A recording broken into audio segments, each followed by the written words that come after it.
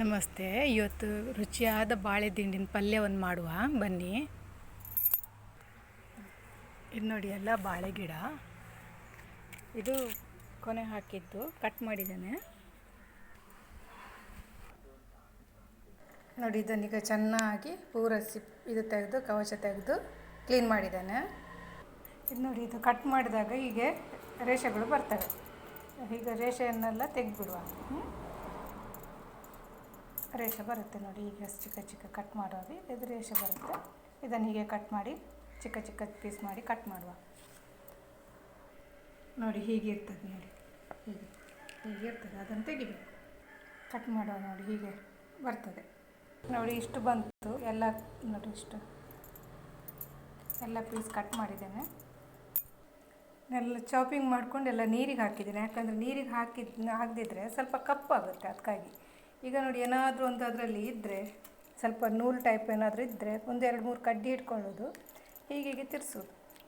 ಇದು 2-3 ದಿನ ಆಗಿತ್ತು ಬಾಳೆ ಗಿಡ ಕಟ್ ಮಾಡಿ, ಹಾಗಾಗಿ ಸ್ವಲ್ಪ ನೂಲು ಬರುತ್ತೆ. ಫ್ರೆಶ್ ಇದ್ದರೆ ನೂಲು ಏನೂ ಬರಲ್ಲ. ಫಸ್ಟ್ ಅದೇ ದಿನ ಕಟ್ ಮಾಡಿದ್ದಿದ್ರೆ ಒಂದು ಸ್ವಲ್ಪ ಬರುತ್ತೆ ಅಷ್ಟೇ, ಏನೂ ಬರಲ್ಲ. ಇದಕ್ಕೀಗ ಒಂಚೂರು ಬರುತ್ತೆ, ಅದನ್ನು ಹೀಗೆ ಅಲ್ಲಾಡಿಸಿ ತಗೊಂಡ್ರಾಯ್ತು.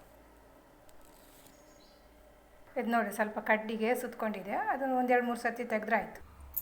ಒಂದು ಟೊಮೊಟೊ ಕಟ್ ಮಾಡಿಟ್ಟಿದ್ದೇನೆ, ಒಂದು ನೀರುಳ್ಳಿ ಸಹ ಕಟ್ ಮಾಡಿಟ್ಟಿದ್ದೇನೆ, ಮತ್ತು ಇಷ್ಟು ಶುಂಠಿ, ಮತ್ತು ಇದು 5-7-8 ಹೆಸರು ಬೆಳ್ಳುಳ್ಳಿ. ಇದನ್ನು ಕುಟ್ಟಿ ಪೌಡರ್ ಮಾಡಬೇಕು. ಸ್ವಲ್ಪ ಕುಟ್ಟಿ ಪೌಡರ್ ಮಾಡ್ತೇನೆ. ಗ್ಯಾಸ್ ಆನ್ ಮಾಡಿ ಕಡಾಯನ್ನು ಇಡ್ತೇನೆ. ಇದು ಬೇವಿನ ಎಲೆ ಮತ್ತು ಇದು ತೇಜ್ಪತ್ತ. ನಮ್ಮ ಮನೆಯಲ್ಲಿ ಗಿಡ ಇರೋದ್ರಿಂದ ನಾನು ಗಿಡ ಇದು ಗೆಲ್ಲೆ ಸ್ವಲ್ಪ ತಗೊಂಡು ಬಂದಿದ್ದೇನೆ. ಅದೊಂದು 2-3 ಎಲೆನ ಚೂರು ಮಾಡಿಟ್ಟಿದ್ದೇನೆ.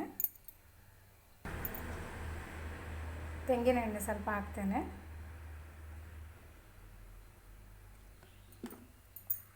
ಬಿಸಿ ಆಯಿತು. ಸಾಸಿವೆ ಹಾಕ್ತೇನೆ.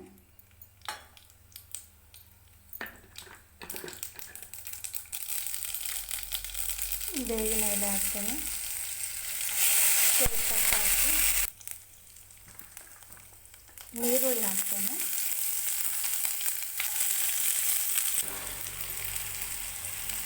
ಬೆಳ್ಳುಳ್ಳಿ ಇದರಿಂದ ಮಾಡಿದ್ದು ಬೆಳ್ಳುಳ್ಳಿ ಪೇಸ್ಟನ್ನು ಹಾಕ್ತೇನೆ. ಟೊಮೆಟೊ ಹಾಕ್ತೇನೆ.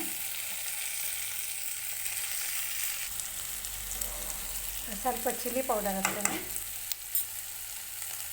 ಸ್ವಲ್ಪ ಅರಿಶಿನ ಪೌಡರ್ ಹಾಕ್ತೇನೆ. ಸ್ವಲ್ಪ ಗರಂ ಮಸಾಲ ಹಾಕ್ತೇನೆ. ಖಾರ ಬೇಕಿದ್ದರೆ ಸ್ವಲ್ಪ ಚಿಲ್ಲಿ ಪೌಡರ್ ಜಾಸ್ತಿ ಬೇಕಾದರೆ ಹಾಕ್ಕೊಳ್ಬೋದು, ಖಾರ ಬೇಕಾದವರಿಗೆ. ಮೀಡಿಯಮ್ ಇದ್ದವರಿಗೆ ಇಷ್ಟು ಸಾಕು.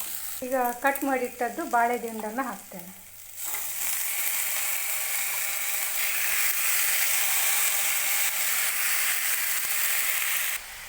ಈಗ ರುಚಿಗೆ ತಕ್ಕಷ್ಟು ಸ್ವಲ್ಪ ಉಪ್ಪು ಹಾಕ್ತೇನೆ.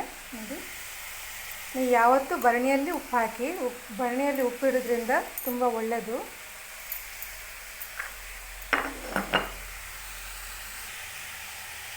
ಈಗ ನೀರು ಹಾಕ್ತೇನೆ.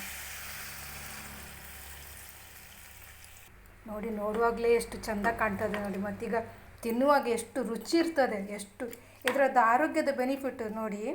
ಇದನ್ನು ತಿಂದರೆ ಉಂಟಲ್ಲ, ಹೊಟ್ಟೆಯಲ್ಲಿದ್ದದ್ದು ಯಾವಾಗಲಾದರೂ ತಿಂದದ್ದು ನಮ್ಮ ಹೊಟ್ಟೆಯಲ್ಲಿ ಇದು ಕೂದಲು ಹೋಗ್ತದಲ್ಲ, ಅಪ್ಪಿತಪ್ಪಿ ಕೂದಲು ಹೋಗಿದ್ದಿದ್ರೆ, ಏನಾದರೂ ಕರಳಲ್ಲಿ ಸಿಕ್ಕಬಿದ್ದರೆ, ಇದೆಲ್ಲ ಇದರಿಂದ ಇದು ಕೂದಲನ್ನು ಕಟ್ ಮಾಡ್ತದೆ. ಅಷ್ಟು ಒಳ್ಳೆ ಬೆನಿಫಿಟ್. ಈಗ ಬೇಯಲಿಕ್ಕೆ ಇಡುವ, ಆಯಿತಾ? ಈಗ ಮುಚ್ಚಳ ಬಂದ್ ಮಾಡಿ ಬೇಯಲಿಕ್ಕೆ ಇಟ್ಟಿದ್ದೇನೆ. ಒಂದು 10-15 ಮಿನಿಟ್ಸ್ ಬೇಯಲಿ. ನೋಡಿ, ಈಗ ಒಳ್ಳೆ ಬೆಂದಿದೆ, ನೀರೆಲ್ಲ ಆವಿಯಾಗಿದೆ. ಈಗ ಸ್ವಲ್ಪ ತೆಂಗಿನಕಾಯಿ ಹಾಕೋದು. ಯಾರಿಗೆ ತೆಂಗಿನಕಾಯಿ ಬೇಕೋ ತೆಂಗಿನಕಾಯಿ ಹಾಕ್ಬೋದು, ಇಲ್ಲಾಂದರೆ ತೆಂಗಿನಕಾಯಿ ಹಾಕದಿದ್ರೂ ಆಗುತ್ತೆ. ನೋಡಿ, ರೆಡಿ ಆಯಿತು ಬಾಜಿ. ಎಷ್ಟು ಒಳ್ಳೆ ರೆಡಿ. ಇಂಥ ಪರಿಮಳ ಬರುತ್ತೆ. ಒಳ್ಳೆ ಚಿಕನ್ ಮಾಡಿ ತಿಂತಾರಲ್ಲ ಅವರಿಗೆ ಚಿಕನ್ ಥರ. ನೋಡಿ, ಸ್ವಲ್ಪ ತಿಂದು ನೋಡುವ.